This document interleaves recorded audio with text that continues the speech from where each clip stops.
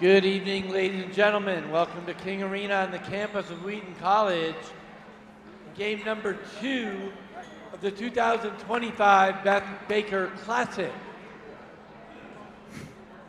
Tonight's second game features the Foresters of Lake Forest College and your Wheaton College Thunder. Here are the starting lineups. First for the Foresters of Lake Forest College. Number 3, a 5'6" junior from Chicago, Mia DeGrasse. Number 5, a 5'2" junior from Kapolei, Hawaii, Kara Baitland. Number 14, a 5'9" junior from Lake Mary, Florida, Annika Kinnear. Number 22, a 5'4" sophomore from Honolulu, Hawaii, Ariana Ferreira Taralba. Number 23, a 5'10" senior from Paris, Illinois, Sarah Mills. The Foresters are coached by Tamlin Tills. Here are the starters for your Wheaton College Thunder. Number 5, a 5'4" senior from Lone Tree, Colorado, Alyssa Faborowski. Number 13, a 5'7" junior from Passaic, California, Lily Petto. Number 21, a 5'7" freshman from McKinney, Texas, Chloe Koska. Number 24, a 5'10" senior from Falls Church, Virginia, Kate Oliver. And a 5'11" junior from Peatone, Illinois, number 32, Jenna Hunter. The Thunder is coached by Ken Batson, assisted by Joanna Gutkowski and Tori Henning. It's the 2025 Beth Baker Classic from King Arena as the Wheaton Thunder battle the Lake Forest Foresters alongside Justin Hill. I'm Aiden Kong. And Justin, what are you looking forward to in tonight's match? Yeah, this is early in the season for both teams as both teams come in with a 1-1 record, one away win with a 1 neutral win for each team aside. It's going to be exciting to see both teams coming off of a rebuild season as Wheaton came last season had a 15-12 record and Lake Forest had a 4-21 record. Both teams come in different stages of rebuilding. It'll be exciting to see what these teams can do early on. And let's roll from King Arena. Faborowski, quick shot, and she's immediately fouled on the play by Correa Baitlan. As we got an immediate stoppage of play, Faborowski still on the ground with 4 seconds passing in this first quarter. Hate to see that.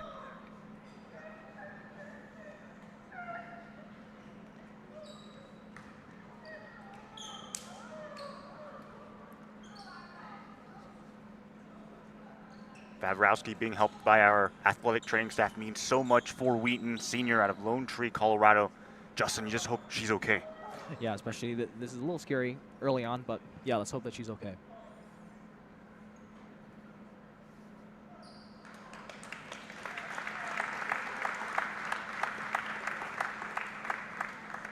It's good to see her back on her feet. Coach Madsen, as well as our athletic training specialist, Trisha Dieter, helping Faborowski up.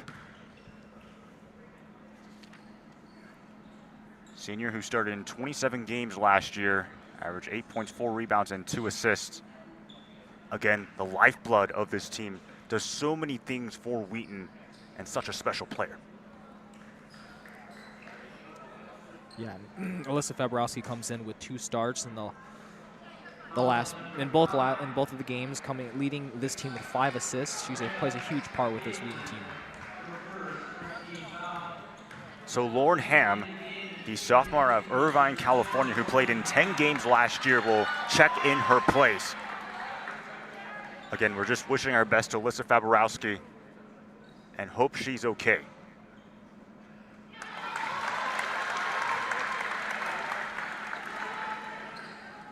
Ham, in those 10 games, averaged 3 points as she knocks down the second free throw. So an early 2-0 lead for Wheaton. As you said, Lake Forest coming into this game 1-1. They were in the Webster Tip-Off Classic. They lost to Webster, but then defeated Blackburn on November 8th. Kinnear looking for somebody to go to. DeGrasse picked up by Lily Caddo. And Lily Caddo plays a big part in the defense, coming in with 5 steals already on the season. Herrera Torralba puts up the shot, and she's fouled.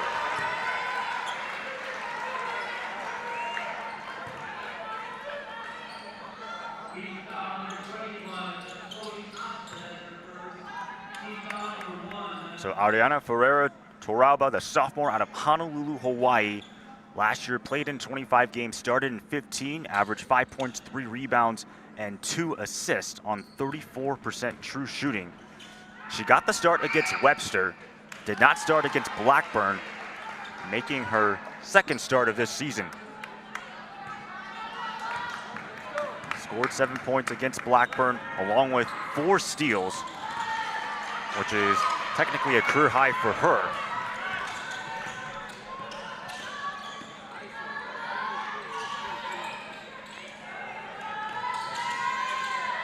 Hunter, driving against Sarah Mills, puts up the shot, can't get it to go. Correa Baitlon on the fast break. Here's a 3 by Ferreira Torralba, airballs it though. Shot clock does not reset as Kinnear also couldn't get that one to fall.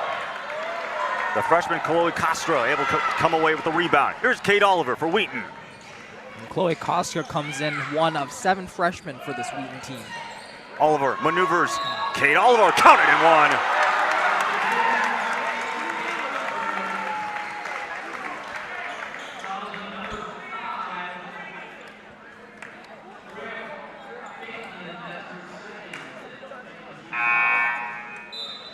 So Kate Oliver, second team all CCIW from a season ago, led the team in scoring, averaging 15 points, which is good enough to be 4th in the CCIW. Shot 75% from the charity stripe, 8th in the CCIW. Did not start in the first 2 games against Lebanon Valley and John Carroll, making her first start this season. DeGrasse picked up by Caddo. They try to feed it and nearly turnover. Lake Forest, do they still have it? It's going to be a jump ball.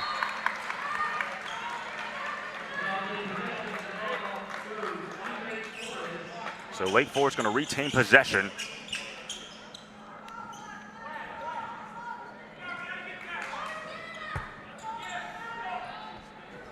And Forster's team that lost to Webster 84-35. Huge rebound win against Blackburn as they won by 13. They shot 44% against Blackburn as Webster, Lake Forest will retain possession. Meanwhile, against Webster, Lake Forest, 15 of 56, only 27%. They had 34 turnovers in that game. 7 on the shot clock. Herrera Torralba going to the outside. DeGrasse driving down the baseline and a blocking foul. It's going to be called against the freshman Chloe Castro.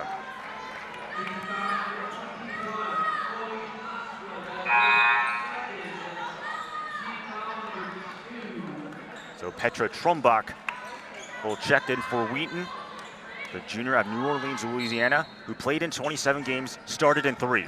Fresh 20 for the Foresters. DeGrasse gets the screen, and they're to call an offensive foul against Sarah Mills, a moving screen. And Petra Trumbach, as you were saying, has played in 2 games so far this season and has posted 4 steals and 3 assists on the season.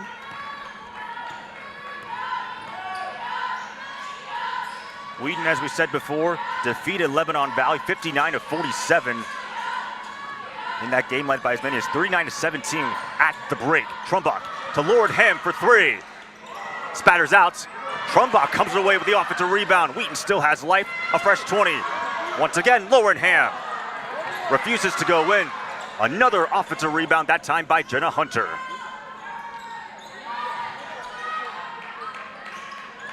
DeGrasse guarding Lauren Ham. Caddo from the top of the key. Pounces out, and finally Lake Forest gets the defensive rebound with Kinnear.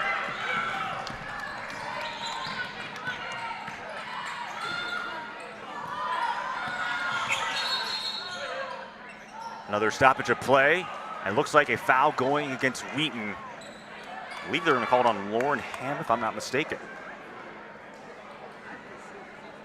Although the referees are still discussing this. Not sure if they're going to stick with the call on Lauren Ham. And it looks like they will. Originally thought they were going to wave that call off. As it looks like we go into immediate timeout. 7:24 left to go. Early 5-2 lead here in the Beth Baker Classic. Leicester first start off with the Wheaton Thunder last year, 15-12, 9-7, as you said, the CCIW. They made the CCIW tournament. They defeated Elmhurst in the quarterfinals. What a game that was. But lost to Carroll in the CCIW tournament semifinals. That was a really good season for Wheaton, and for Coach Matson, very good coach in the CCIW. 5-time CCIW regular season champions. He's made the NCAA tournament 7 times. Last appearance coming in the 2019-20 season. CCIW Coach of the Year for 6 times.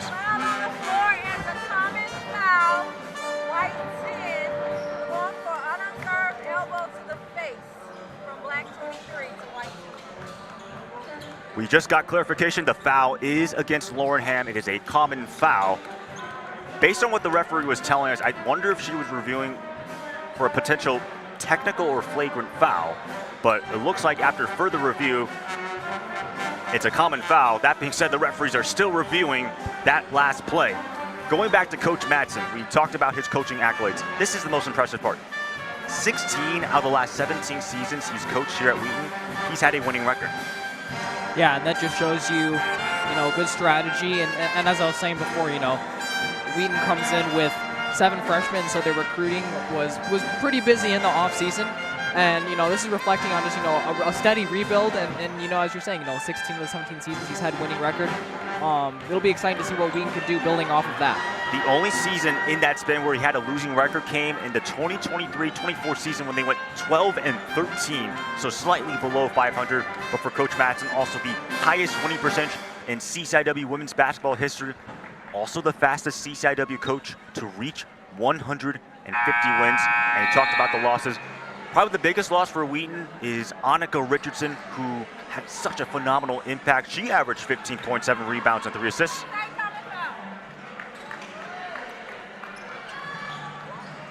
As the referees were just telling, I think they said side out. Originally they were saying shooting foul, but it looks like a side out, as they just said. We'll get to Annika Richardson in a little bit. Perhaps in another timeout. Emma Hart to inbound the pass, and it's taken away. Kate Oliver, all gas, no breaks. Easy deuce, but give credit to Lily Caddo getting a piece of it.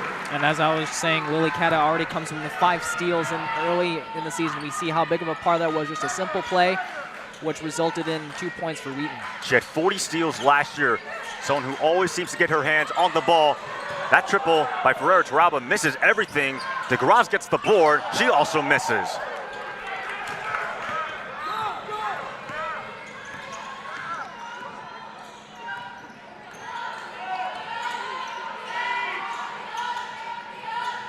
Kate Oliver in the paint, draws another foul. It's a shooting foul, which means she'll go to the line.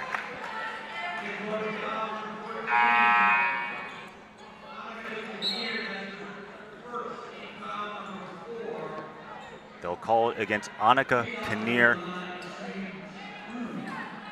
And Justin, obviously Kate Oliver, really dynamic skill set. What do you like about her?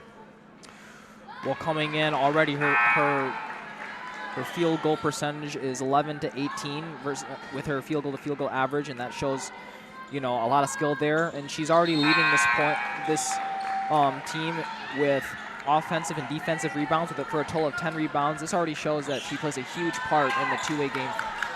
Oliver playing in her 80th career game here at Wheaton, starting in her 40th career game.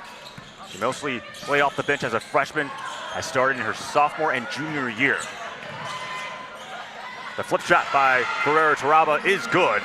So Lake Forest finally able to get some points. It was previously a 6-0 run in favor of Wheaton. Brogan was one of those freshmen in for the Thunder.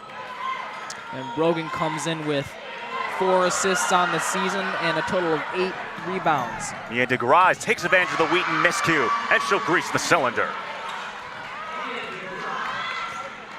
for Lydia Brogan. Started the first 2 games against Lebanon Valley and John Carroll playing off the bench as Wheaton opts to go with Kate Oliver in the starting lineup, who played off the bench in her first 2 games. Brogan, mid-range J, 6-it. 5 points, 4 rebounds, and 2 assists for Lydia Brogan against Lebanon Valley. Had 6 points against John Carroll. Emma Hart off the screen. Now she's picked up by Brogan. Herrera Tarauba, 9 on the shot clock for DeGrasse.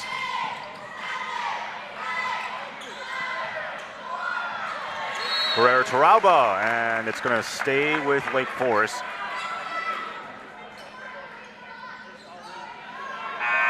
As the ball went out of bounds.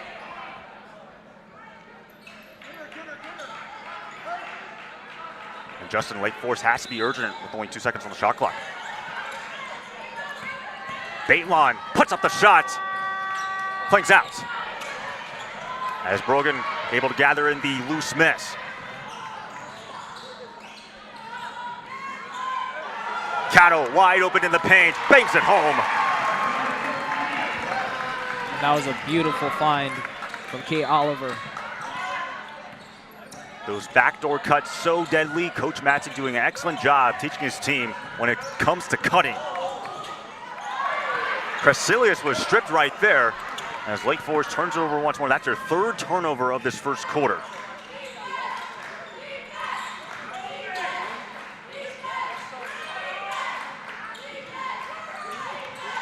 Brogan picked up by Mills. Here's now Oliver slicing. Kate Oliver unable to finish.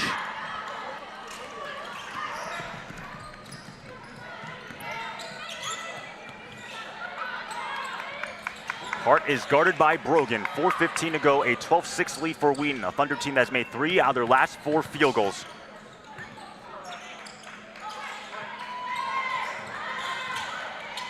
And on shot clock, here's Mills. She finds Crecilius, and once again, she lost the ball. Cato pushing on the fast break. Lily Cato with the left hand. The southpaw gets it done.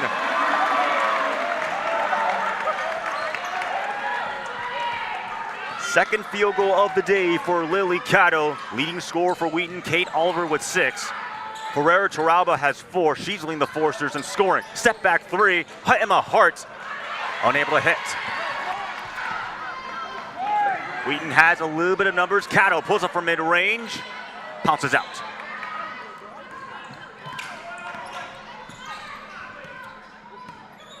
Foresters team that's shooting 2 of 8 in the first quarter. Wheaton is 5 of 10. Both teams are combined 0 of 5 from downtown. Mills rises up as it pinballs out.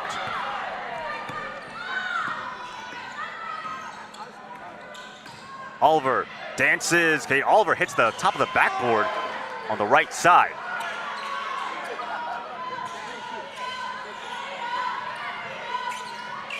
Trumbot picked up by Herrera Tarauba. Now from the top of the key goes Brogan. Lydia Brogan, nothing but net.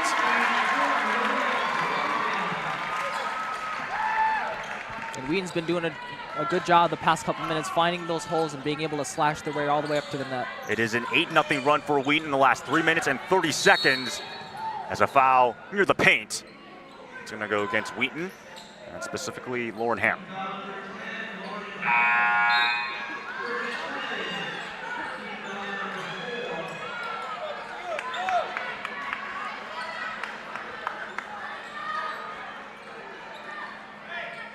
Paige Ferwerda as well as Jenna Hunter, one of the 2 Wheaton players who just checked into the ball game.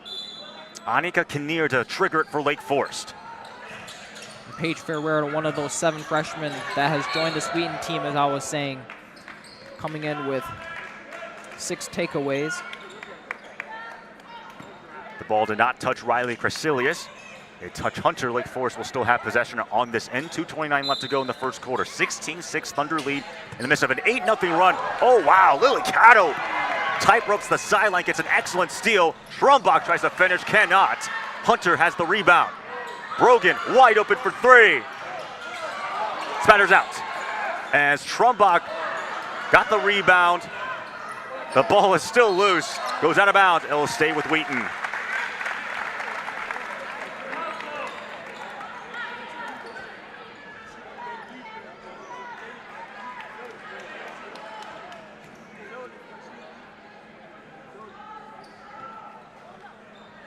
And Justin, those offensive rebounds really helping out Wheaton. More second chance opportunities, second, third chance, fourth chance opportunities. Yeah, Wheaton's doing a good job being aggressive and winning those 50-50 balls. Cato picked up by Correa Baitlon. Brogan dices, lost the ball. It went off her leg, a turnover for Wheaton. That's only their second turnover of the quarter. Lake Forest has turned it over 5 times.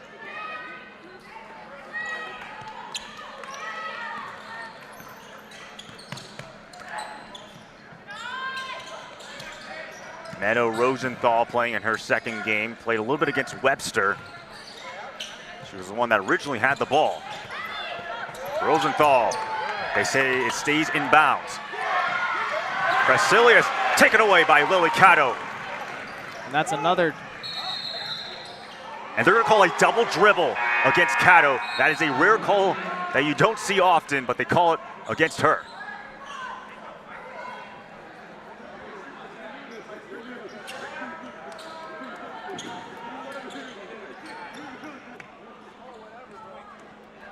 Wake Forest scoreless in the last 4 minutes and 33 seconds.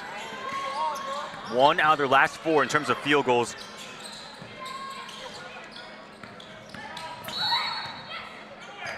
As we got a foul against Wheaton. Paige Forwerda was battling against Ariana Ferreira-Taraba.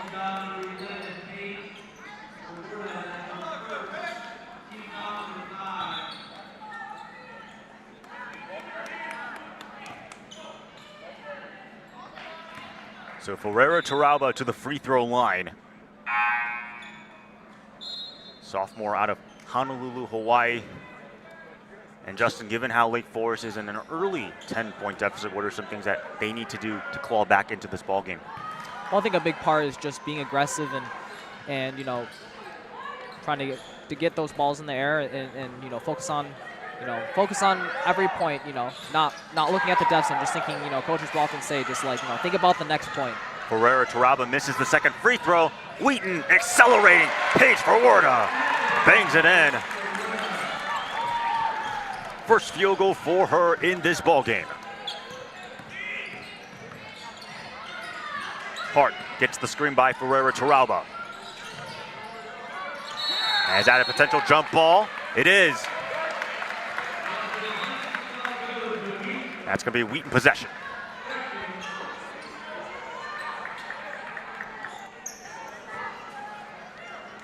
Under a minute to go. Wheaton is on a 10-1 run in the last 5 minutes and 22 seconds. Brogan wanted to drive. Cato, skip pass, Trumbach wide open for 3, but looks like she stepped out of bounds. So it seems like Wheaton, they've had these opportunities to add on to their lead. I mean, 11-point lead, still a good lead, but you feel like for the Thunder, it could be a lot more than that. Yeah, and there's just been some unfortunate, you know, unfortunate turnovers and just a couple unfortunate calls. Megan Vassell is in the game, the freshman out of St. Louis, Missouri. Helping set a screen for Emma Hart, as we now got a carry. So we got a double dribble and a carry. I would argue those are the 2 rarest calls you see in basketball.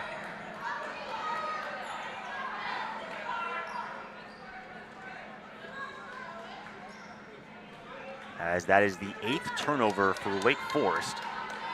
Thunder have turned it over 4 times.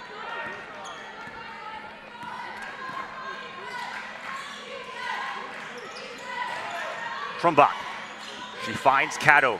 Hunter will fire. Jenna Hunter misses everything. Ball goes out of bounds. Should be Forster's ball.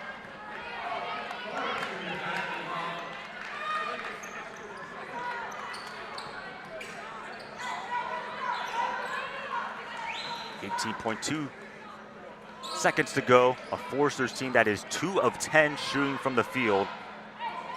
Thunder 7 of 17. Now 7 of 18 with the stats being updated at 39%. Shot clock's turned off for Emma Hart. Lake Forest can hold for the last shot. Rosendahl picked up by Trumbach. 8 on the shot clock. Kinnear, 4 to shoot. Annika Kinnear looking back outside. We got to travel. So 1.5 seconds to go. Wheaton will now have a chance at one more shot.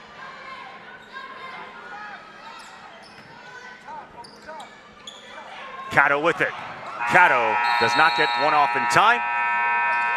As the Wheaton Thunder, they are up 18-17 here in the Beth Baker Classic. Justin, what do you like from Wheaton so far? Yeah, they came out to play, and you can obviously see that by the score, but you could sense the urgency right at the beginning of the minute. You know, they came out and they wanted to play, and you know, and we talk about this is a mentality thing. You know, are you ready to play the game, or are you not? So we were just talking about Annika Richardson before that stoppage of play. We'll continue to talk about her.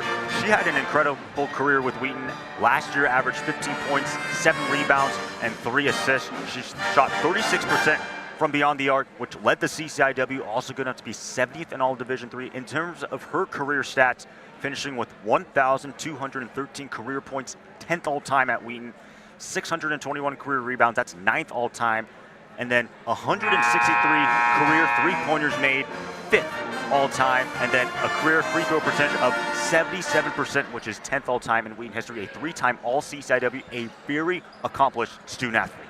Yeah. And Wheaton definitely feels her, you know, will feel her absence. But, you know, with that, though, we've had players step up, you know, already with 2 games in the season. We see Kate Oliver posting 28 points already, Lily Cato coming in with 26 right behind that, and Chloe Koska with 22 points coming into this game. Yeah, Coach Mattson not afraid to go to his freshman class. We saw it before against Lebanon Valley and John Carroll. Obviously, Wheaton did play a ranked team in John Carroll, who's 14th in the country. They lost 73-51. Really struggled on the rebounding end. They were outbounded by 18 against John Carroll, and putting up the shot is Baitlon, and she'll draw the foul.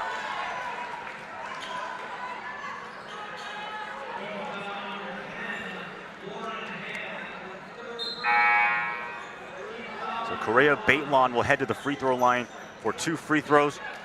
Junior out of Hawaii, played in 24 games, started in 20, averaged 7 points, 2 rebounds, and 2 assists. Second leading scorer on the team behind Rebecca Christodoulou, who averaged 17 points last year. She's no longer on the team. The second team All Midwest Conference selection, left a lasting impact for the Foresters, finishing with 427 points that season, which was 7th best in the Midwest in Lake Forest singles season history. 148 field goals made, which is also going to be 7th in a single season, and 47 three-pointers made. And you guessed it, 7th in Lake Forest single season history. Brogan picked up by DeGrasse. 10 on the shot clock for Brogan. Oliver slices, Kate Oliver maneuvers and greases the cylinder.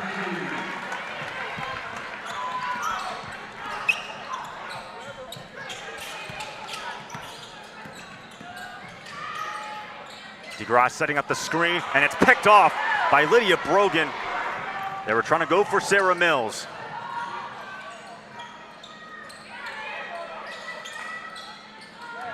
Hunter, she lost the ball. They will stay with Wheaton.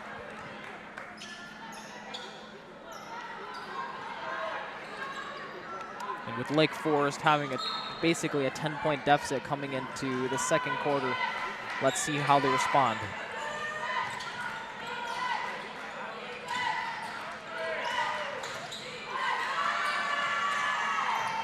Oliver with 6 on the shot clock. She'll take the 3. Clings out.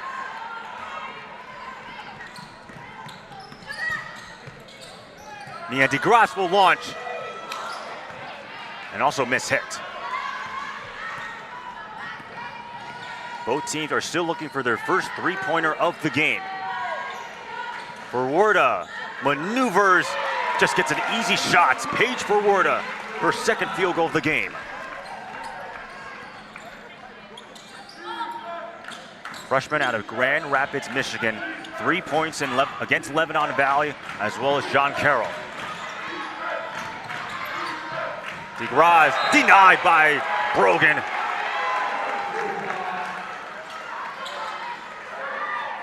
And now some great defense by Brogan, sticking with her, the person she was supposed to defend. Pereira Toralba to inbound for the Foresters.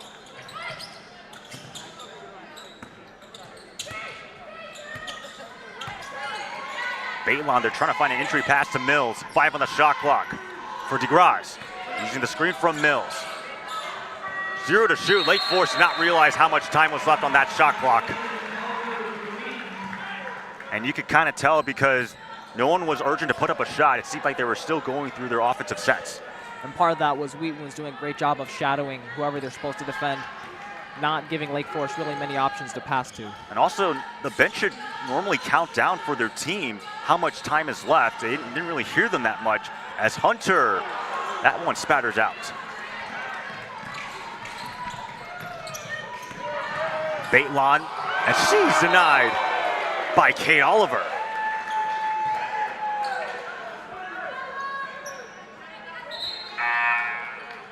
So back-to-back blocks by Wheaton. First it was Lydia Brogan and then Kate Oliver getting into the party.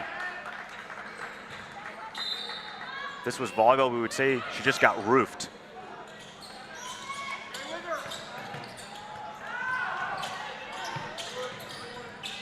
Kinnear, she's picked up by Oliver now. Kinnear, fouled. They're gonna issue the foul on Kate Oliver. So Annika Kinnear to the free throw line, junior out of Lake Mary, Florida. Last year played in 18 games, averaged a point and a rebound. Playing in her 35th game and making her second career start. She started against Webster, put up 5 points in that contest. And then against Blackburn, pretty impressive night. 13 points on 70% true shooting.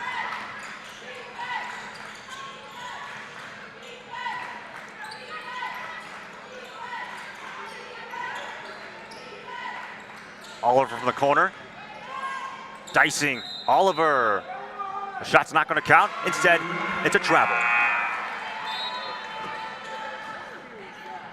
Only the 5th turnover for Wheaton. Foresters have turned it over 11 times, so under +6 in the turnover margin.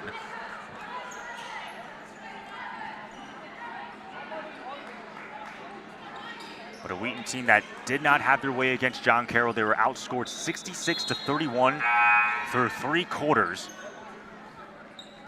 As Chloe Koska will check in for Lydia Brogan. But incomplete control against Lebanon Valley. They were 10 of 12 from the field in the first quarter. At 83%, that ball is out of bounds. And it'll be, once again, another Thunder possession.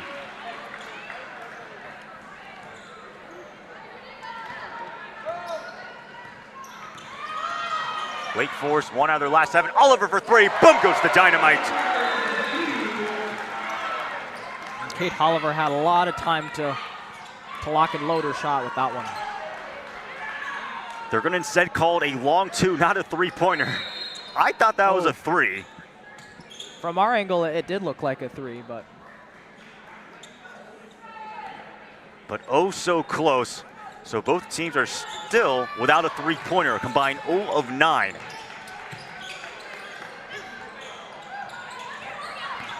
Pereira Toralba, hounded by Lily Cato. Megan Vassell, they were trying to go for the entry pass. Stays with the Foresters with 13 on the shot clock.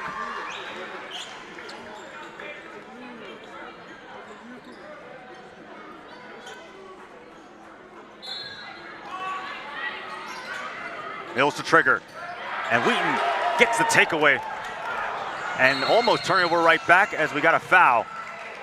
It's going to be called against Chloe Costa.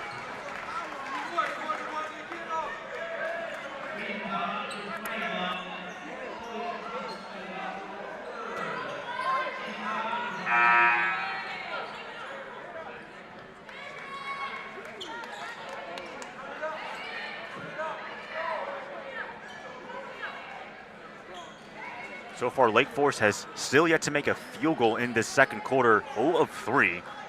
Their only points have come from the free throw line. Meanwhile, Wheaton's 3 of 5. They've scored 6 points. An overall 24-11 lead for Wheaton.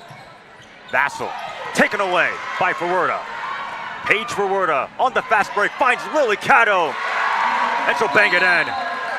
Timeout taken by Coach Tills. 26-11. The Wheaton Thunder have their largest lead yet. Yeah, and part of that is it starts with their defense, and they've been able to track the ball well and read the shots, and then ultimately create those turnovers and ultimately field goals, and be able to return that ball all the way to their side and get points. And Justin, what can Lake Forest do to get back into this game here in the second quarter? Well, part of it is just taking care of the ball, making sure that their passes are clear and direct, and just continue to shooting. And then the next thing is also just to get the get the mentality of getting the next point. Try to build yourself out of this deficit. Not letting yourself get down. You're still in this game. There's a lot of time left. There's 6 minutes left on the clock. It just starts with the mentality. And we talked a little bit about Coach Madsen. He's in his 16th season for Wheaton. With Coach Tills, she's in her 18th season with Lake Forest. 169 wins, the second winningest head coach in Lake Forest history.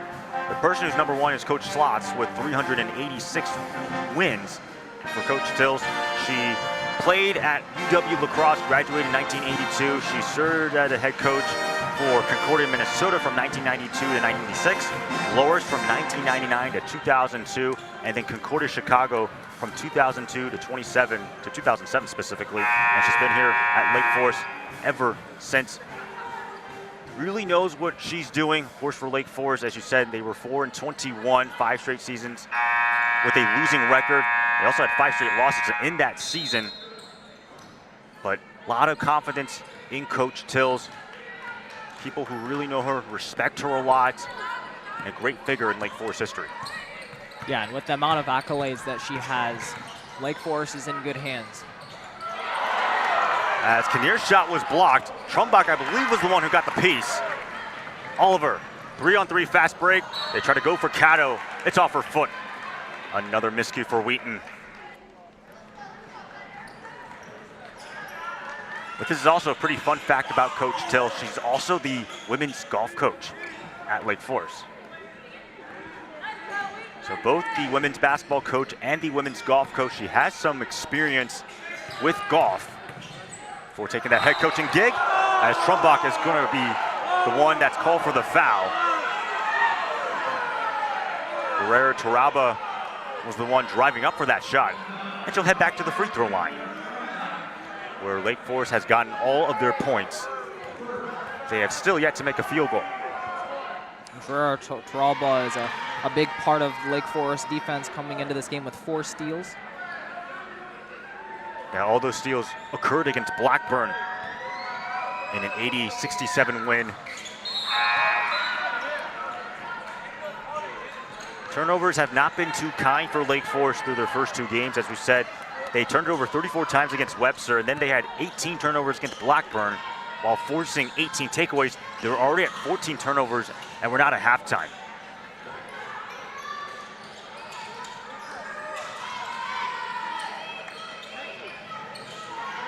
Oliver, cutting. Oliver, foul.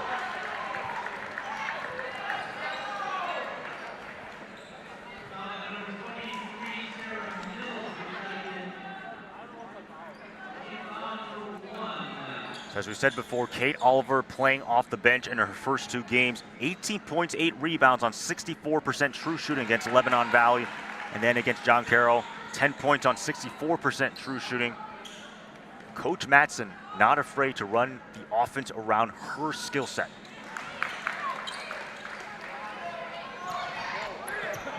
(27-13), the Thunder are up by 14. They led it by as many as 15 points, as that lead was not too long ago. Guerrero Taraba was being harassed. Approaching nearly under 5 minutes to go in the second quarter. Wheaton in control, 7 on the shot clock, and taken away by Caddo. They were looking for Megan Vassell. Oliver, that went off her hand. And a turnover for Wheaton. As Annika Kinnear and Riley Crescilius are in for the Foresters.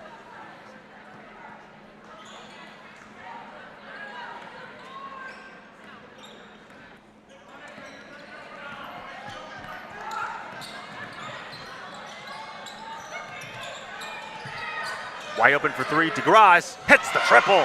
That is the first three-pointer by either team. As before that three, both were combined 0 of 9. Mia DeGrasse comes in with 13 points on the season. Hunter, she was wide open, misses though.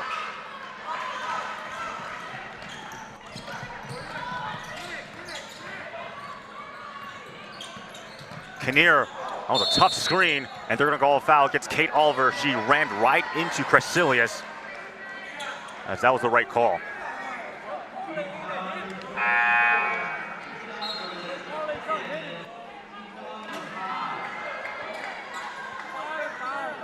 So with that, it should put Lake Forest in the bonus with 5 fouls against Wheaton.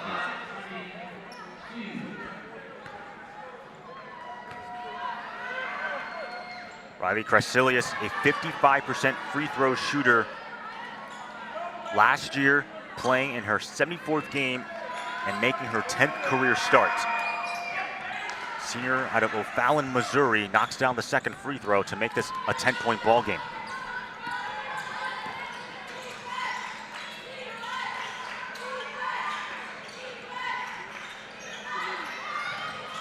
Under 4 minutes to play. Oliver had a sick move. Trumbach the offensive rebound. Petra Trumbach trying to put it back, gets her own rebound. Cato for three. Six the triple.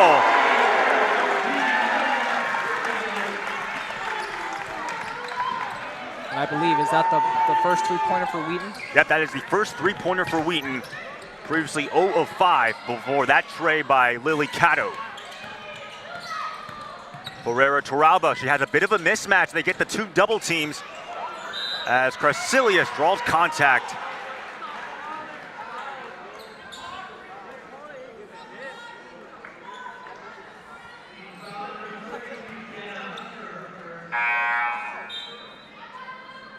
As we said before, Lake Forest is in the bonus. They'll be shooting 2 free throws the rest of the way.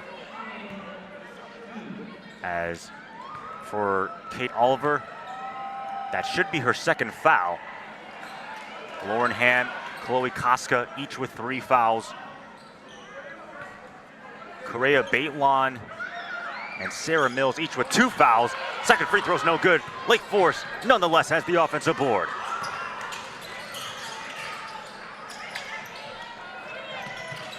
Ferreira Toralba on the top of the key. She's picked up by Brogan.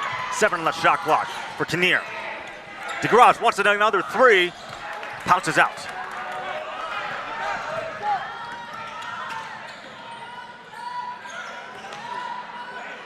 Cato. Yes, ma'am.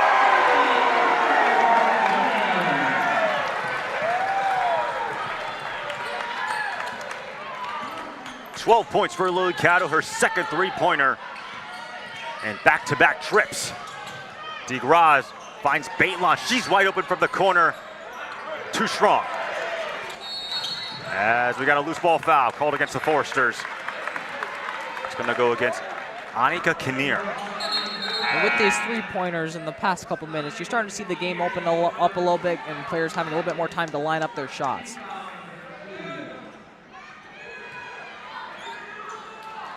Wheaton 6 of 11 from the field, 55%. Lake Forest 1 of 7 at 14%. The only field goal coming from Mia DeGrasse.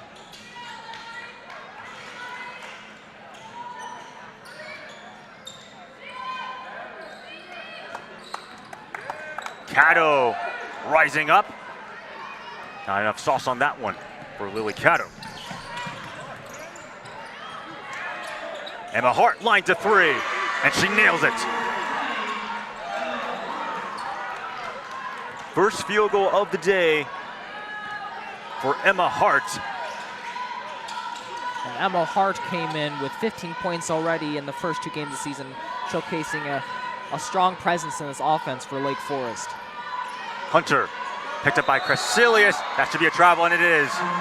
Turnover number 9 for Wheaton.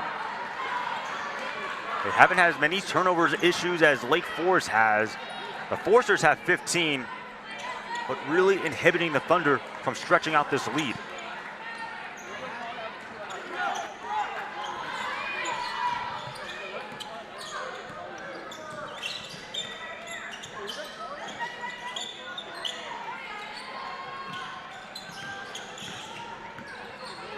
Crescilius rises up, too strong. Trumbach dances, and she gives the ball away. Emma Hart on the ensuing possession. 1:16 to go in the second quarter. Forster's down by 13.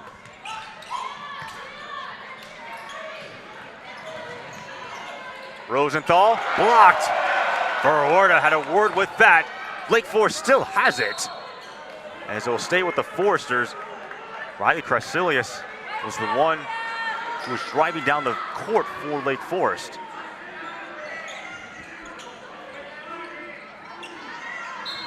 Give credit to Rosenthal for a no-look pass. Crescilius guarded by Hunter, counted and one.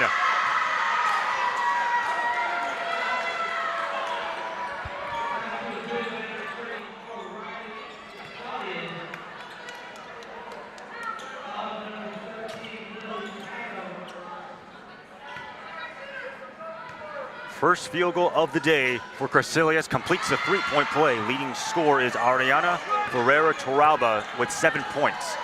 Under a minute to go. Wheaton leads by 10.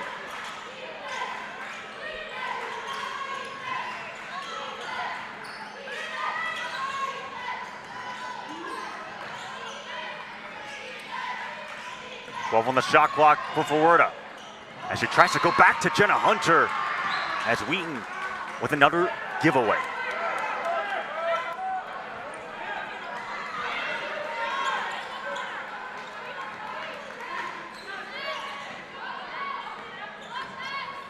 Five-second differential between shot clock and game clock. Forster's 3 of 11 from the field. Slightly outscoring Wheaton by 1 in the second quarter. Is that a jump ball? It is, and it's going to be Thunder possession.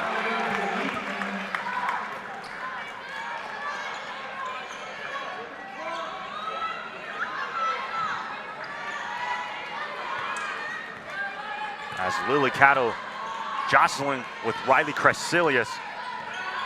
Give Cato credit. She has the ball on the top of the key. Shot clock's turned off. Cato slices forward and bangs it in. Forster still with an opportunity to get the shot off. Ferreira-Torralba lost it. And it's another turnover for the Foresters.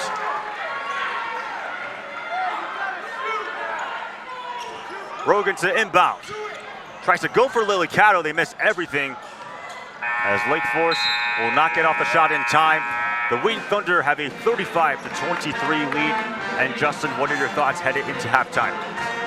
Well, we started to see the urgency pick up for Lake Forest as they started to cut into that deficit. You know, they started to make plays off of those turnovers that Wheaton had, you know, and I think that's going to carry over into the second part of this game. We will bring you the start of the second half after these messages and a word from the CCIW Network.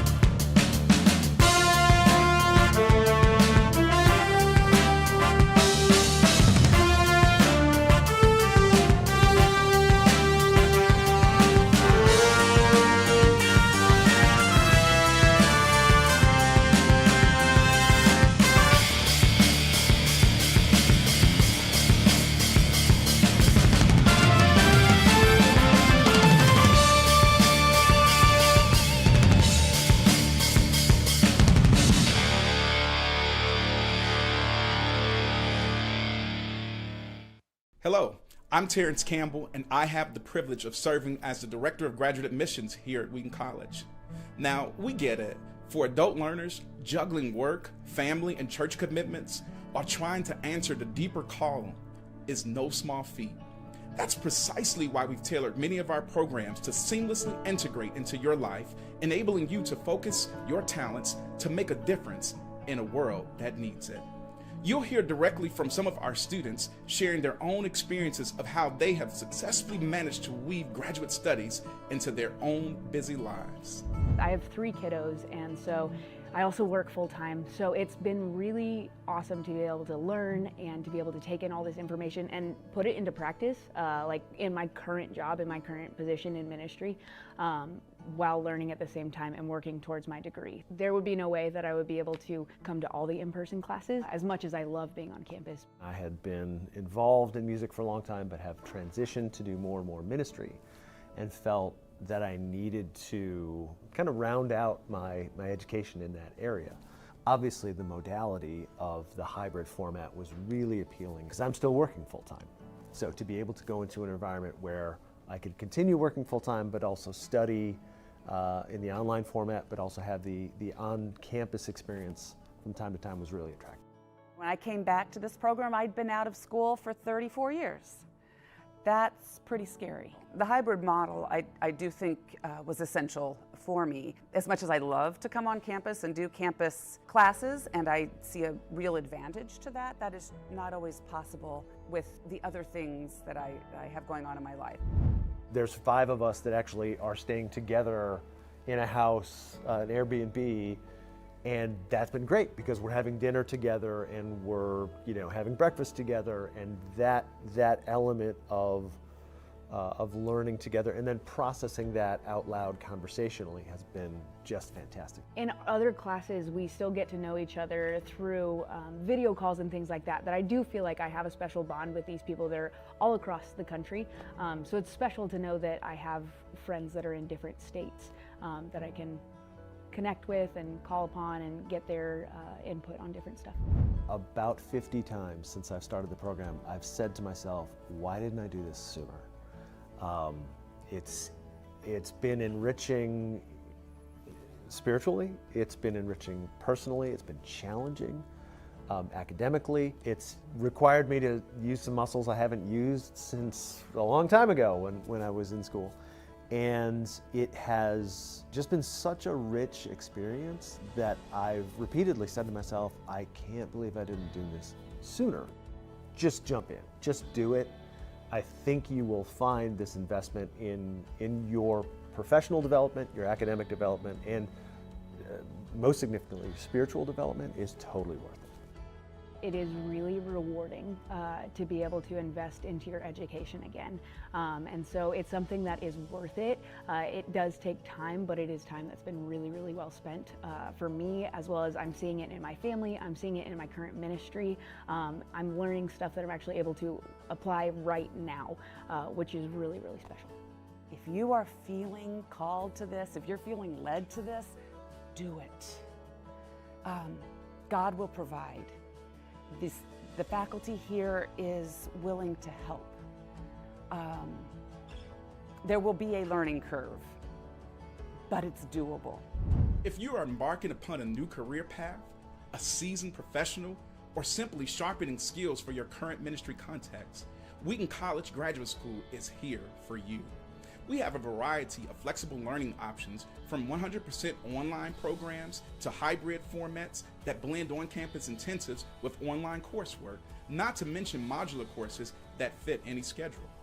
Whether you're drawn to programs such as biblical and theological studies, evangelism, or leadership, our programs are built to align with the dynamic needs of our world. I encourage you to head over to our website, dive into the full array of programs we offer, and see how you can further your calling with us. May God bless you as you seek to discern next steps in your journey.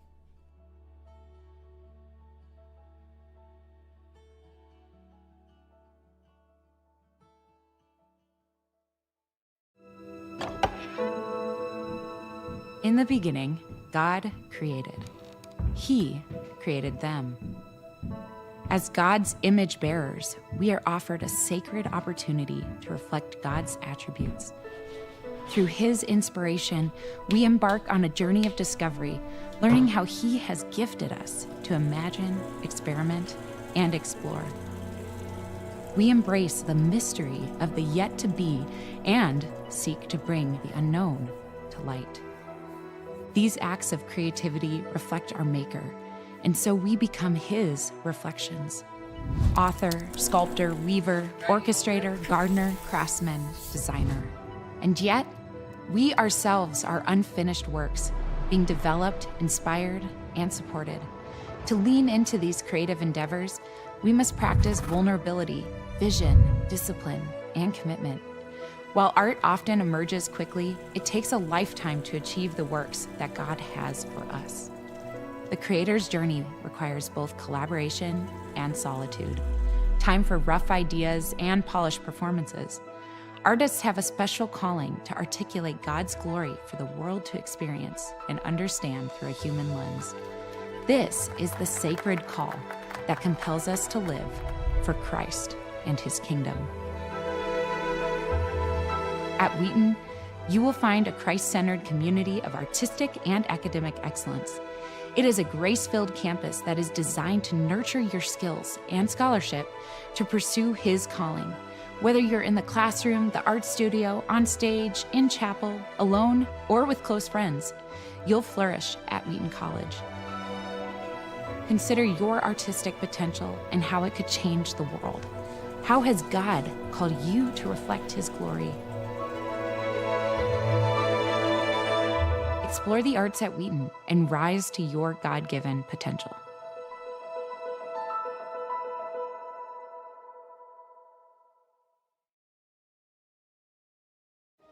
Every corner of Wheaton College holds a story of growth.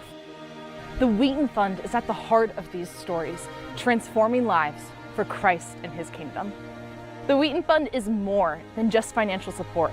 It is the financial lifeblood of Wheaton College, empowering every aspect of our mission. Your contributions to the Wheaton Fund ensure that the students, faculty, and staff have the resources they need to thrive and make an impact for Christ. Your contributions assist in supporting spiritual formation through chapel and small groups, providing financial aid through need-based and academic scholarships, enriching faculty with competitive salaries and development opportunities, enhancing career development through the Center for Vocation and Career, equipping athletics with essential resources, strengthening campus ministries with training, support staff, and mission opportunities, improving facilities to create a better learning environment, and enhancing academic services to support every student's education. By supporting the Wheaton Fund, you help shape the future of Wheaton College and its students. Join us in empowering the next generation of Wheaties to build the church and benefit society.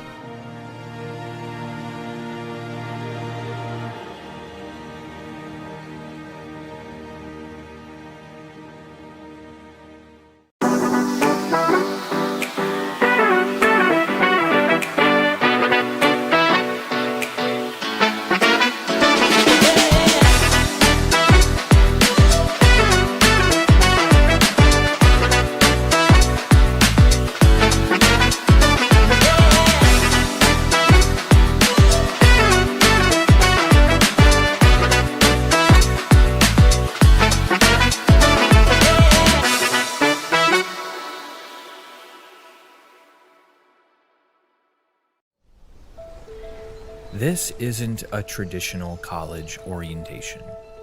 It's a rite of passage. You're entering a new season of life where the terrain is unfamiliar, the path uncharted, the friendships not yet formed. You ready? It's a time to explore, to learn new skills, to build connections, embrace uncertainty, navigate challenges, and discover your limits. But never alone, because together you'll walk alongside Him.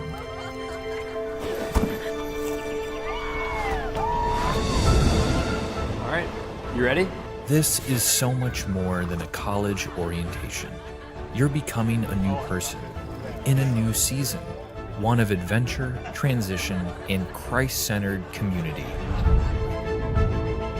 So consider this your invitation to Wheaton Passage. You ready? You're ready.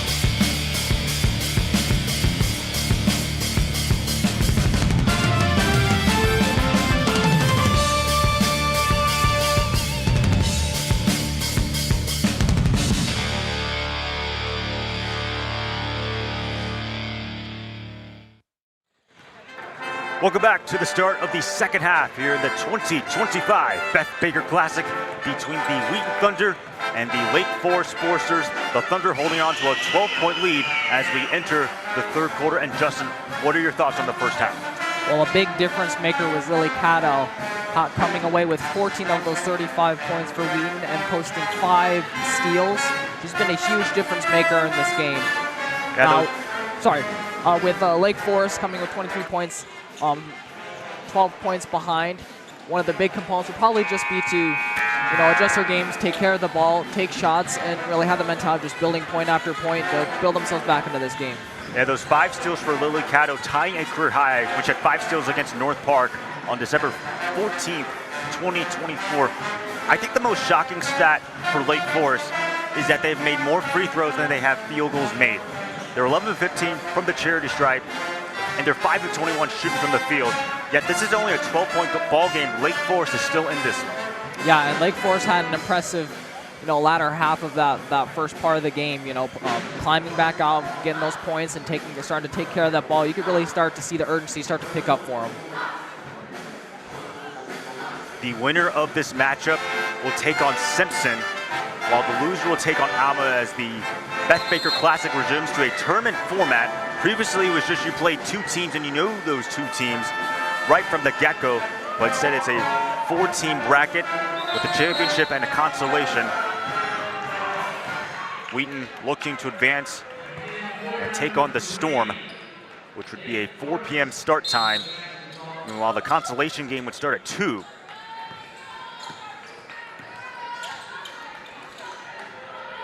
Forster start off the ball here in the second half. They shot 5-21, as we said.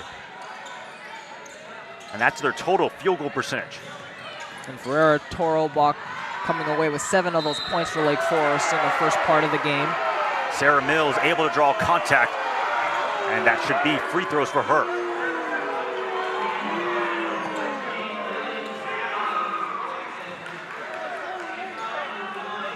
They're going to call the foul against Lily Caddo. That is her second personal. And for Mills, a chance to get her first points of this ball game. Last year, shot 50% from the free throw line. Senior out of Paris, Illinois, knocks down both free throws and makes it a 10-point game. If you just joined us, Alyssa Fabrowski for Wheaton got injured early on. We just hope that she is okay. Hunter, nothing but net.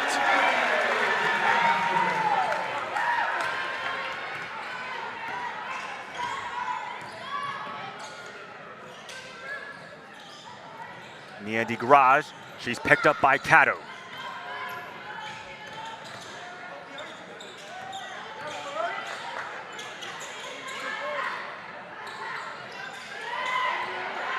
DeGrage from the top of the key, 6 on the shot clock. Baitlon gonna have to make her move, 2 to shoot. Ferreira Taralba, shot clock violation. That was some excellent defense by Wheaton, giving Lake Forest no options to pass or to shoot.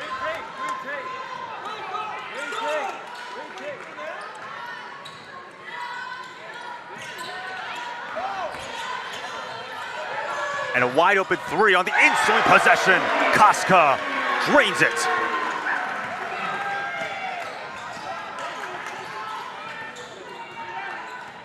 That's her first field goal of this entire ball game. Chloe Koska, freshman out of McKinney, Texas.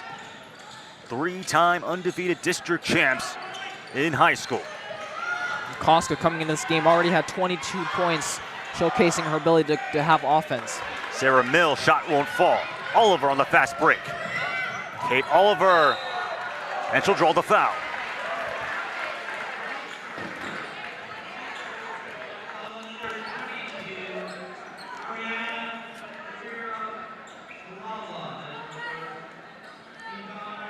And Justin, what makes Kate Oliver such a dangerous chess piece for Coach Madsen? Well, Kate Oliver has a lot to her game. She has, 10 total rebounds coming into this game so far. And she's just overall an excellent player. She plays the ball game well, as we've seen from this game, as she posts 12 points in the first part of this game. It'll be interesting to see how she adjusts the second part of this game. Kinnear trying to go in traffic, picked off by Lauren Ham.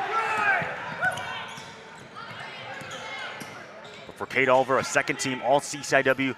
Last year, the Beth Baker Classic named to the All-Tournament team. Annika Richardson was named the MVP last year as well. Hunter, low post, reaches the cylinder.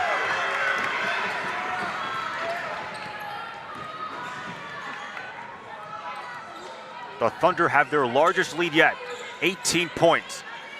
They're also on an 8-0 run in the last minute 50. Ferreira Taralba, and now a quick shot by Lake Forest. It's off the mark as we got a foul near the paint. Jenna Hunter and Sarah Mills were both going up against each other.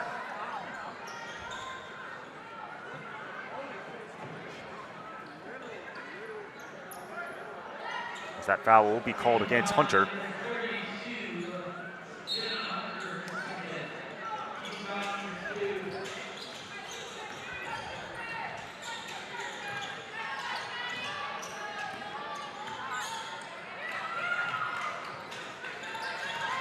Ferreira Taralba using the screen from Kinnear.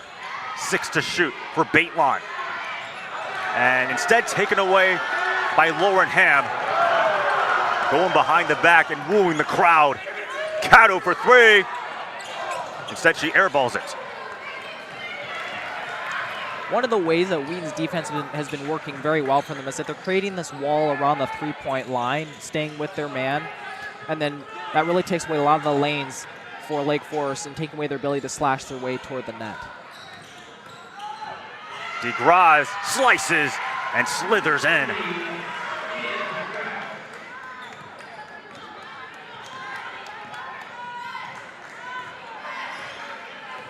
For DeGraz, 7 points and 5 rebounds along with a steal.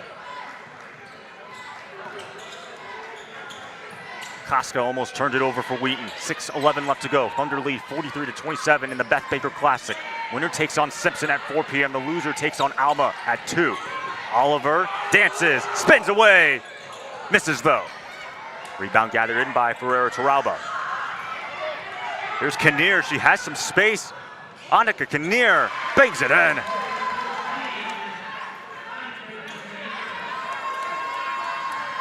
for Kinnear. Her second field goal, now at 4 points, 3 rebounds, and an assist. And Kinnear coming into this game is leading this Lake Forest team with 18 points. Oliver wide open for 3. Leaves it short. No loose ball foul is called as Wheaton is going to retain possession.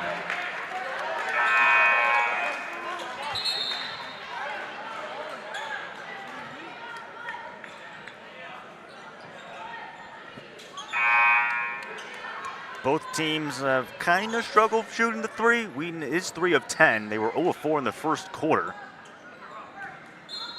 Both teams were, in fact, non-existent from downtown. A combined 0 of 7 as we got ourselves an offensive foul.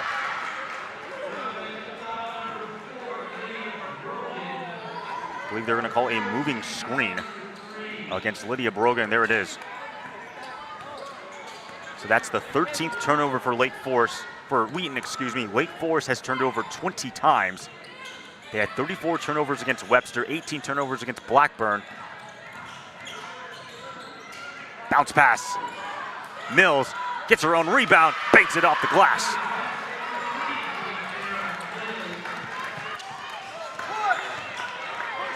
"12-point deficit. Brogan thought about the 3. Drives against Cressilius, looks back outside to Koska.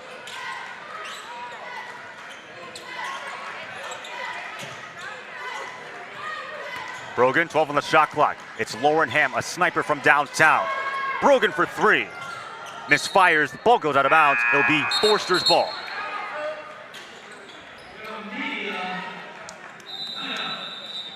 As we got ourselves a media timeout with 4:10 left to go. As we said before, this is the Beth Baker Classic in honor of Coach Baker, a legendary figure here at Wheaton. 434 wins, the most wins in Wheaton history. 248 CCIW wins, which is the second most wins in CCIW play for women's basketball. 6-time CCIW champs. She took her team to the NCAA tournament 7 times, which includes a Sweet 16 appearance in the 2005-06 season. And the best of all, she was just inducted into the IBCA Hall of Fame. What a career for her. Yeah, and well-deserved as well. And for Wheaton, Justin, what do you want to see them continue doing in order to push this lead? Well, as I was saying earlier, they have a good defense strategy against this Lake Forest, and as I was saying, they're creating this wall around the 3-point line and, moving along with their man, and what this is creating is just a lack of lanes for Lake Forest to cut in. And we've started to see them, start to push back a little bit, and they've been able to find some of those lanes and work well. And, Lake Forest, obviously with their good coach, they're going to come up with strategies. And so, for this latter half of the game, it's going to be a matter of, finding what strategy works on defense, making sure you take care of those rebounds, and then ultimately, putting away points, trying to cut into this Wheaton deficit. Well, Lake Forest is in the midst of a 6-0 run in the last 3 minutes and 2 seconds. They only trail by 12 right now, shooting 3 of 6 from the field, while Wheaton is 3 of 7. Both of those stats regarding the third quarter. As we said before, the winner of this game will take on Simpson at 4 p.m. The loser takes on Alma at 2, as the Beth Baker Classic resumes to a tournament format.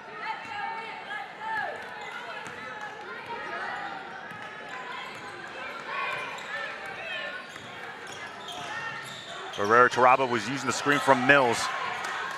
Stepping back for 3 is Hart. Can't get it to go. Pinballs around. Brogan had it, and it's going to be a foul against Lake Forest. They're going to call it against Hart.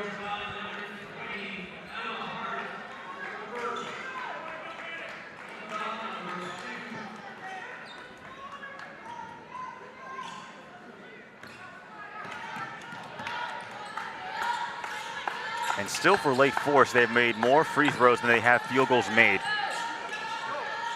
I'll let the audience back home to interpret that for themselves.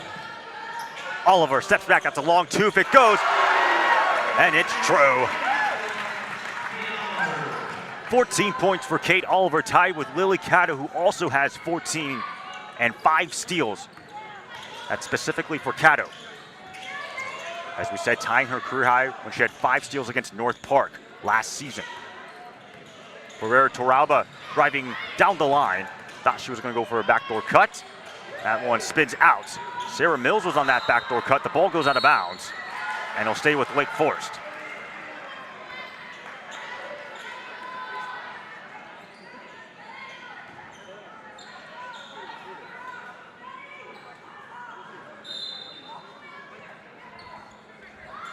Hart to inbound.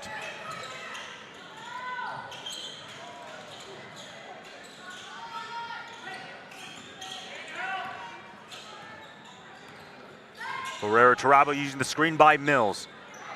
10 on the shot clock. Mills. Cattle thought about stunting for a moment. Puts up the shot. And down the hatch it goes.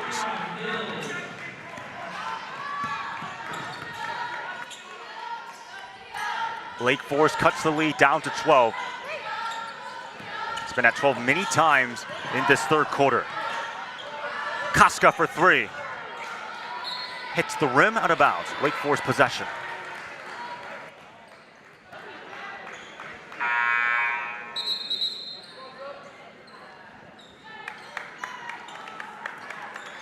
And for Lake Forest against Blackburn, they were 14 of 24 from the free throw line, while being 30 of 68, so you can understand where the large amount of free throws are coming from, as they're 13 of 17 shooting from the charity stripe. In this game, 9 of 30 from the field.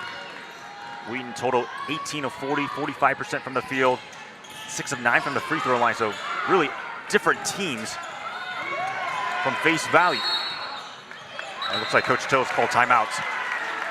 Lake Forest still trails by 12 with 2:47 left to go. And for Lake Forest, obviously, as you said, they went 4-21 last year. Entering this season, they're picked to finish 7th in the Midwest Conference. If they can win tonight, that would be a massive win, because I would agree, they are a rebuilding team. Yeah, and as we were saying, how the accolades that their coach comes in, she knows how to coach, and it'll be interesting to see what the coaching staff can build with this Lake Forest team. Coming off maybe a season where they struggled a little bit, and this game, we can see that they've done a lot. They've kept their composure, and they're starting to cut into this Wheaton lead.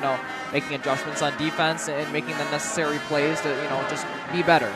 And meanwhile, for the Wheaton Thunder, a little bit different expectation. They're picked to finish 4th alongside Carthage. They had a good season last year.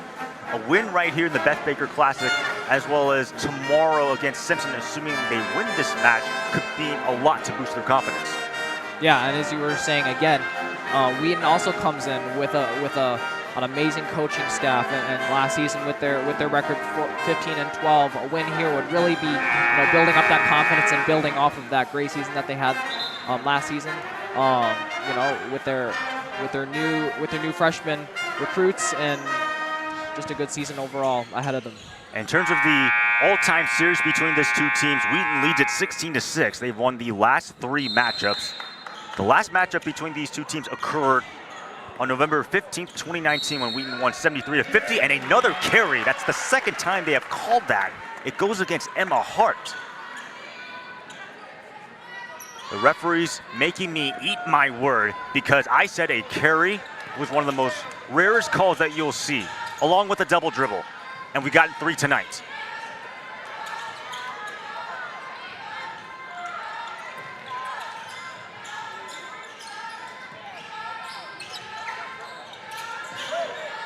Oliver from the top of the key, 9 on the shot clock for Lauren Ham. Oliver picked up by Mills, spinning. Oliver draws the foul. She's going to the line. That was a beautiful spin move by Kate Oliver to find her way up to the net and get 2 points and also a foul. So good as the conductor is Kate Oliver, currently at 16 points. A chance to make it a 3-point play, and she does.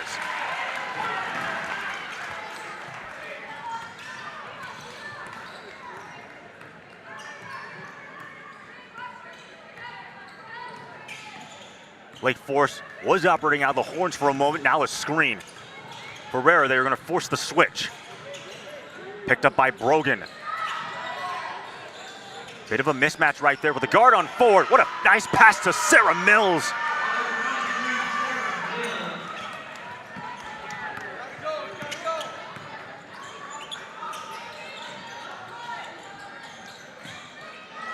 Ham thought about the three.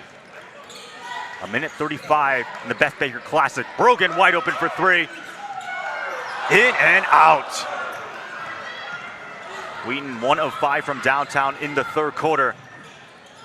And upstairs, and a bank shot there for Emma Hart. Lake Forest has made 4 out of their last 5 field goals to cut it to an 11-point game. 70 seconds on the clock here in this third quarter. Brogan picked up by Mills. Trumbach, 10 to shoot, in contact, and a foul.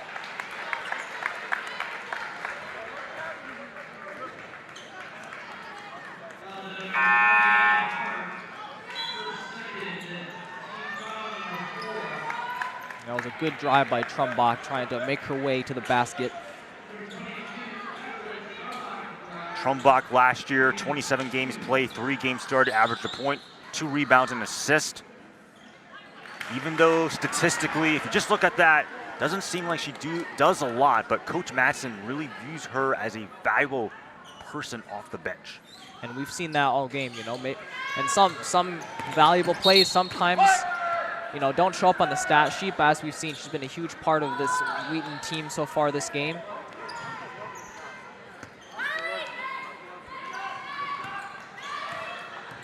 Under a minute to go. Wheaton's up by 12. They've been leading by 12 for a lot of this time. Handoff goes for Emma Hart. Aurora has her. Hart almost pickpocketed by Kate Oliver. Wide open for 3. And off the mark for Ariana Rodriguez. And we have another jump ball. Looks like we do, but Wheaton's going to retain possession. Actually, they're going to call a foul. I thought it was a jump ball, but they're going to call a foul. That's why Wheaton's moving to the free throw line. They're in the bonus.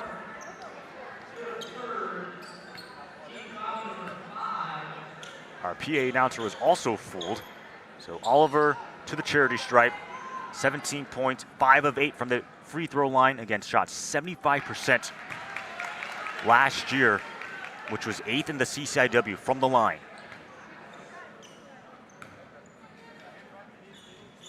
Second free throw is no good.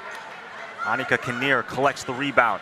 Barely any difference between shot clock and game clock. Yeah, the shot clock will stay on. Probably about 0.8. As Lake Forest retains possession.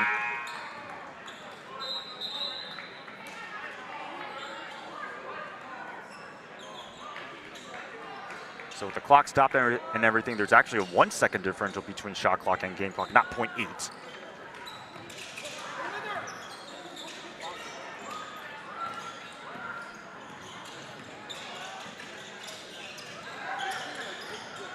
Hart, 9 to shoot. Down the line, Bailon wide open for 3, 6 the corner tray. It's a 9-point game.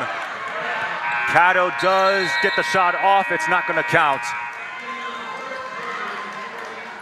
49-40 as we approach the fourth quarter. Let's give a lot of credit to Lake Forest. They kept fighting. They They were down by as many as 12 points. Sometimes the lead got increased even further to 18 points when Wheaton was leading 43-25 with 6:51 to go in the third quarter. They are still in this ballgame. Yeah, and a big part of that has been Emma Hart, as we've seen with that last play and the last ending seconds, being able to find her teammate and then getting a three-pointer. You know, this is going to be a very closely contested last part of the game. Again, this is the 2025 Beth Baker Classic. The winner of this game will take on Simpson at 4 p.m. in the championship. The loser will take on Alma at 2 p.m. in the constellation game.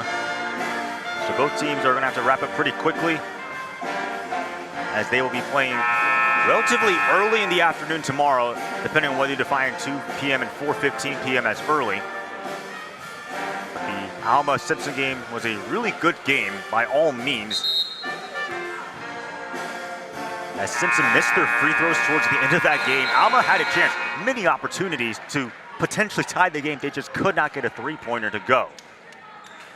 But hopefully tomorrow's game, whoever will play in the championship game, as well as the consolation game, will be exhilarating so to speak.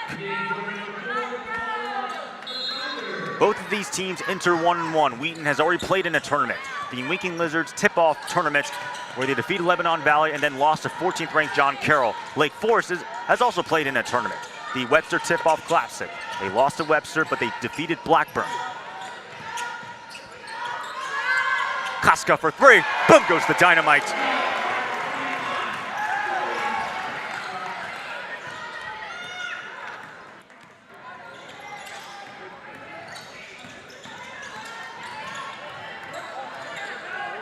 Barrera Taraba running into a wall, paired up against Casca. Baitlon using the screen from Crasilius. 5 on the shot clock. DeGrasse almost lost the ball. Another jump ball. And it's going to be Lake Forest possession. But going back to Chloe Casca, so effective against Lebanon Valley. 15 points, 5 of 9, shooting from 3. She is a sniper for Wheaton.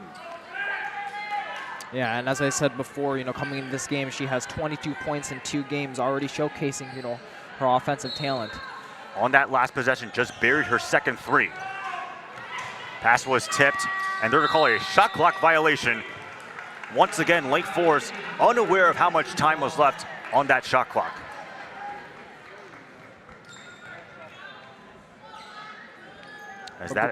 But going back to Casca, as we were saying that, Wheaton recruited 7 freshmen. She is one of those 7 freshmen that Wheaton recruited.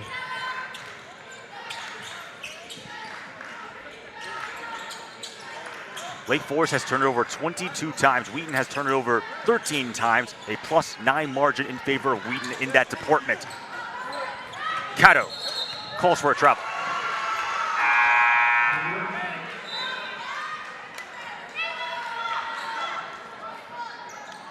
Leading score for Wheaton, Kate Oliver, 17 points, 4 rebounds, and assists, a steal and 1 block. Meanwhile, for Lake Forest, Sarah Mills is the leading scorer. She has 8 points and 5 boards. DeGrasse. It's back out to Barrera Taralba. A 3 by Baitlon.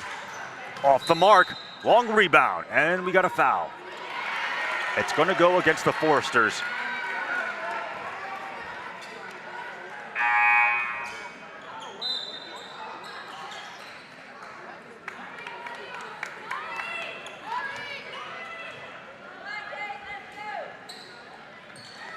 For Lake Forest in that third quarter, 7 of 13 from the field. 54% Wheaton, 5-11, 45%. Another tray, leaves it short. Trumbach somehow got the offensive rebound, and she overthrows it for Paige Forwarda. So a backcourt violation against Wheaton. Just a little miscommunication there. And Justin, would you say both teams have been playing a little bit sloppy? There's just been a little bit of misreading of plays, maybe misunderstanding, miscommunication, but this is just something that both teams will need to just adjust, communicate a little bit better, and take care of that ball. Obviously, it is the third game for both teams. DeGrasse, muscles, can't get it to go.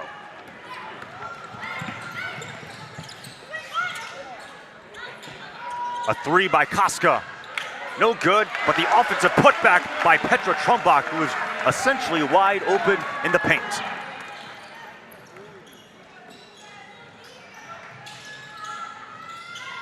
DeGrasse almost rejected the screen right there. I thought she rejected it.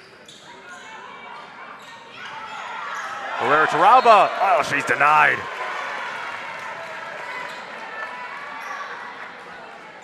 Paige Forwarda was the one who blocked it.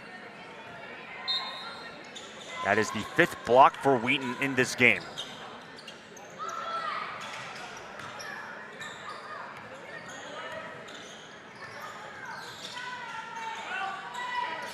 Baitlon picked up by Trumbach. 2 on the shot clock. Forsters are going to have to put up the shots. Barrera Taraba unable to finish.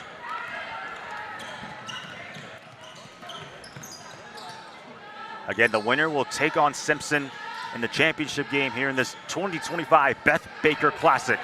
Oliver maneuvers, and she lost the ball. Irate. as she believed it went off of Lake Forest. If she wanted to, and specifically if Coach Madsen wanted to, they can challenge this play. You do have the right to challenge, as the referees are still discussing it. And so after further review, more like two referees coming together, they reverse the call. It's Wheaton ball.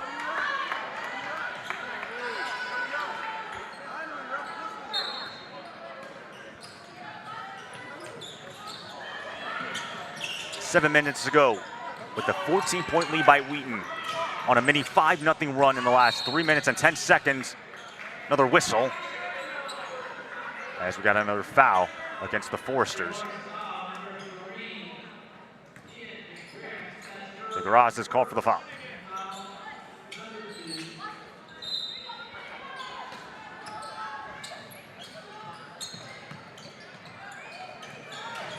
Oliver attracts the double team, leaves it short, gets her own rebound, and puts it back in. She's at 19 points in this game. And that was a great find by Koska to find Oliver sitting right under the net. A three by DeGrasse, pounces out, long rebound, Mills has it. Another foul, that's gonna go against Wheaton. They thought it was a jump ball, but Brogan will be called.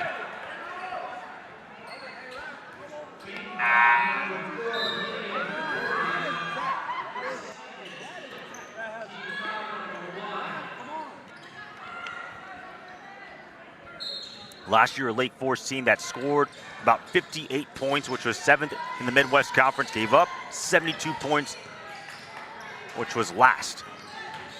Baitlon puts up the shot, unable to go. Trumbach, rather it's Jenna Hunter who got the rebound, and here comes the pass. For Warda, fast break. Offensive rebound and a foul. As Chloe Koska trying to clean it up.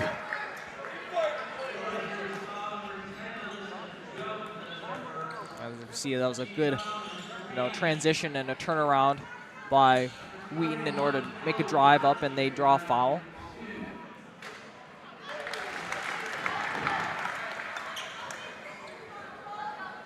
Chloe Koska, 7 points, an assist. As we said before, a sniper, 3-time undefeated district champs in high school. Misses the second free throw.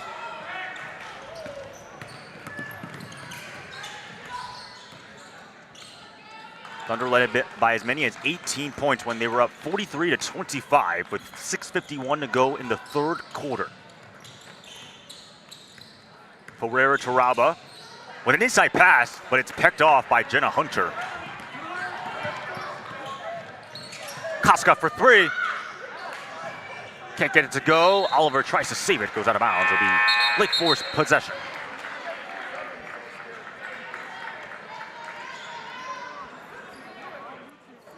A Wheaton team that is now 4 of 17 shooting the three. Lake Forest is 3 of 13. The Foresters have still made more free throws than they have field goals. 13 of 17 from the charity stripe, 12 of 40 from the field. Kinnear from the top of the key, 5:26 to go in the fourth quarter. Winner takes on Simpson in the championship game.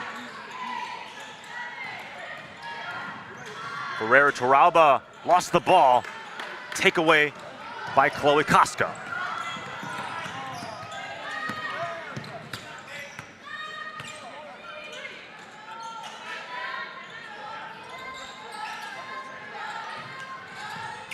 Hunter also leaves it short. Thunder have had those opportunities in the paint, just unable to finish. A three on the way by Ferreira Taraba. A rebound gathered by Crecilius, and she also can't finish. Contact and a foul going against Wheaton.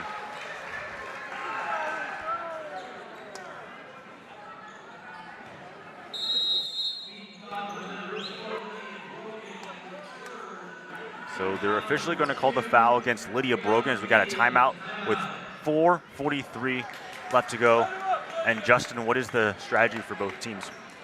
Well, with under 5 minutes now, You know, as Lake Forest is looking at a 17-point deficit, now is when the urgency really needs to start coming out. You know, trying to take care of those rebounds, work on those transitions, and you know, just have that sense of urgency and trying to cut this deficit as quickly as possible. So for Wheaton, if they hang on, they will take on Simpson. That game will occur tomorrow at 4 p.m. Then after that, they'll be at Ripon on November 18th, and then they'll take on UW-Oshkosh, the third-ranked team in the country, on November 22nd. After that, their next home game, Tuesday, November 25th, a non-conference clash against Dubuque. Meanwhile, for Lake Forest, if they were to lose this game, they'll take on Alma tomorrow at 2 p.m. and then MSOE on November 19th, Concordia, Chicago on November 25th, and then their second home game is against North Park. Again, both teams coming into this matchup 1-1, looking to take on the Simpson Storm, who are awaiting their opponent. Kate Oliver, the leading scorer with 19 points, 5 boards, and an assist.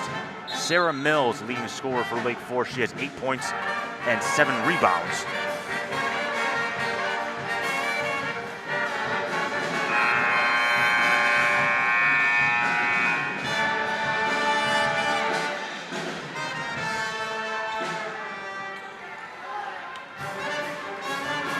Brasilius, Barrera Toralba, Emma Hart, Annika Kinnear in the starting or on the floor.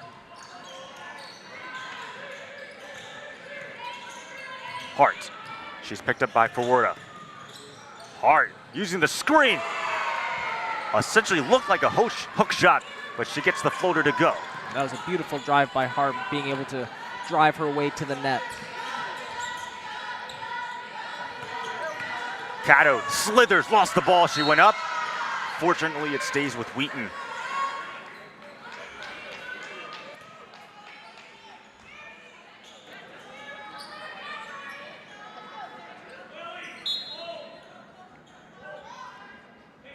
Cato to trigger it.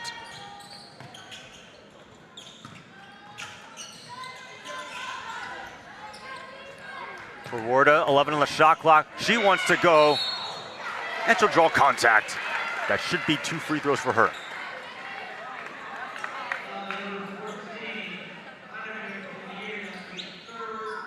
So Paige Forwarda, multi-talented athlete along with basketball. She was also on the track and field team.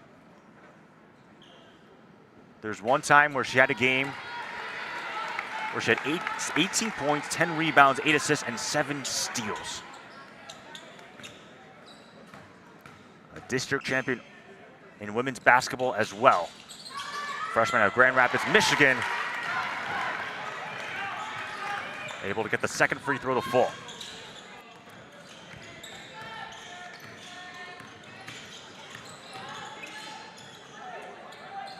Hart thought about the drive, using the screen from Mills. Up in the air, Mills has it.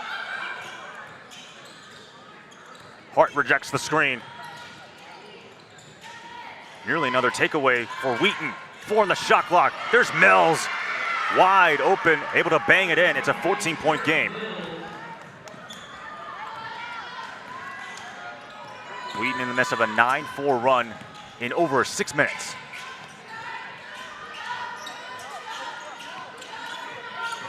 Cato, she'll also reject the screen. Lily Cato can't get it to go with the left hand.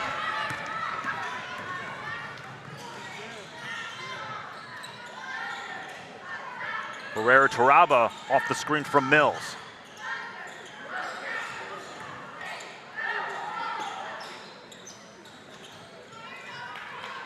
Annika Kinnear with under 3 minutes to go. 8 on the shot clock. The ball scooped out of bounds. It will stay with Lake Forest.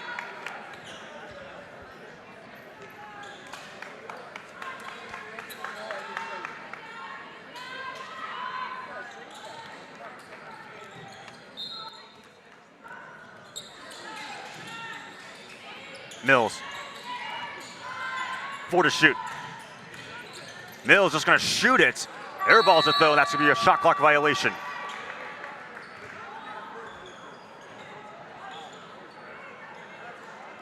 Or is it? They might have gotten a foul on Wheaton, and specifically, it will go against Jenna Hunter. Just waiting for the ruling right there, but yes, it is against Hunter. Hart, that one off her foot. As the referees say it went off the foot of Forwarda.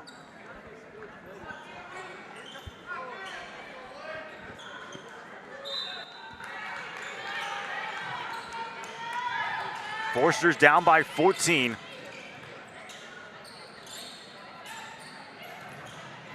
Crecilius gave the ball away as Kate Oliver has it on the other end.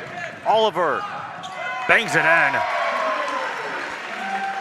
That was excellent patience by Wheaton as they were pinned in their own end, defending well and then creating a turnover and ultimately getting 2 points out of the whole ordeal. Baitlon has the mismatch with Brogan.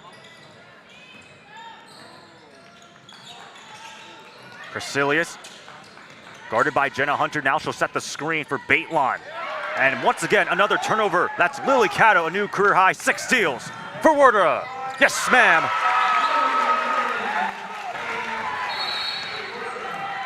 Timeout taken by Coach Tills. 1:59 as Wheaton leads it by 18 points.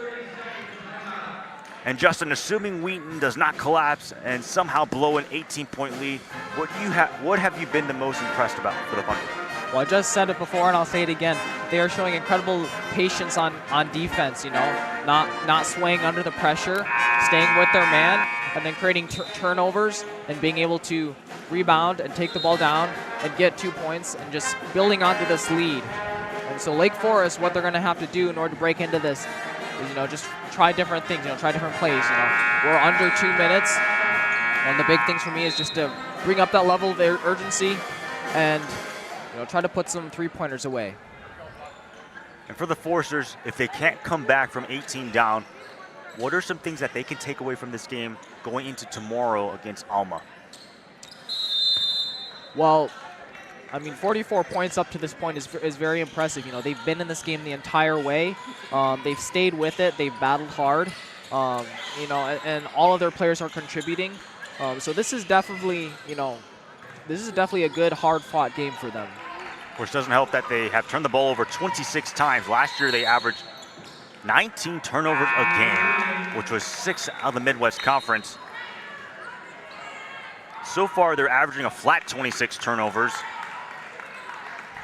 from their first 2 games. Now this third game where they're at 26 turnovers, so it's literally at 26.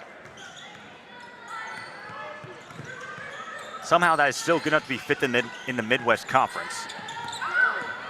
As some teams have not played, as Brogan was fouled.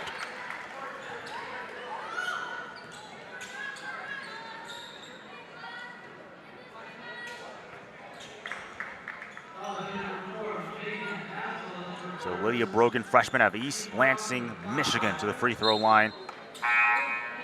Along with playing basketball, played women's soccer, as well as volleyball. Lauren Geyer is in the game for Wheaton, as well as Clara Snavely, 2 freshmen for Wheaton. Getting some opportunities to play. They both played against John Carroll. Michaela Curtis, freshman out of Houston, Texas, checks in. So 4 freshmen are on the court for Wheaton, along with Petra Trumbach, the junior of New Orleans, Louisiana. For Brogan, a second-team All-CMAC in women's basketball. Knocks down the second free throw. Wheaton has a 19-point lead. As Brogan will check out, Emma Benitez, the freshman out of Arizona, is in. She, too, played against John Carroll. As Wheaton emptying out the bench. I know Rosenthal, who did receive a little bit of playing time in the first half, she's also in for Lake Forest. Ariana Rodriguez picked up by Benitez. Rodriguez, 9 on the shot clock. Zamora, who also checked in, almost a steal, as Lauren Geyer crashing with our clock crew. Lake Forest has it with 4 on the shot clock. Isabel Zamora, freshman of El Paso, Texas, played against Webster 8 minutes specifically. They go to Megan Vassell, and she's fouled.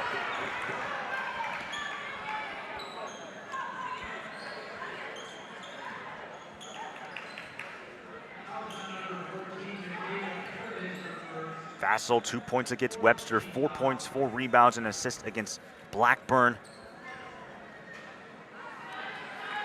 Freshman 6'1" out of St. Louis, Missouri.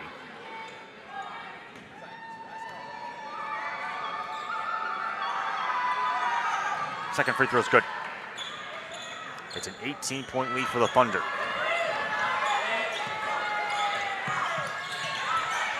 And a quick three by Benitez, off the mark. Geyer somehow got the rebound. Here's Michaela Curtis on the drive, and she's fouled.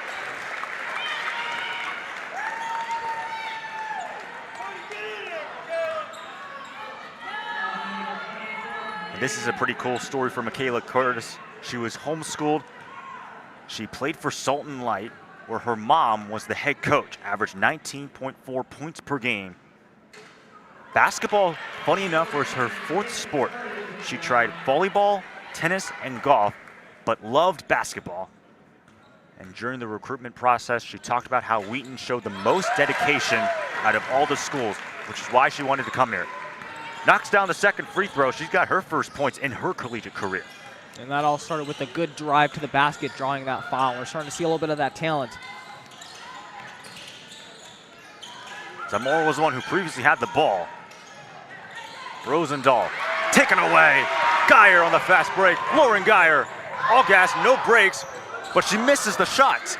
She gets her own rebound. As that one also won't go, the shot clock is turned off. Wheaton's gonna hang on with some extra drama at the end as Trumbach coming out of nowhere for the steal. Geyer maneuvers and she's fouled.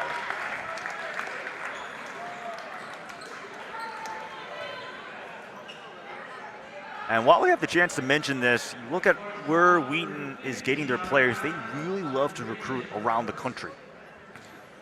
Yeah, and that just shows you how far the recruiting process goes, you know, looking for talent all over the place.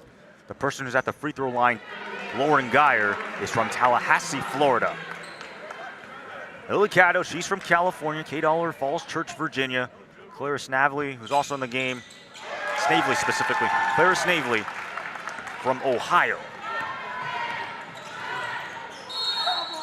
Another double dribble. I believe that is the 3rd time they have called that.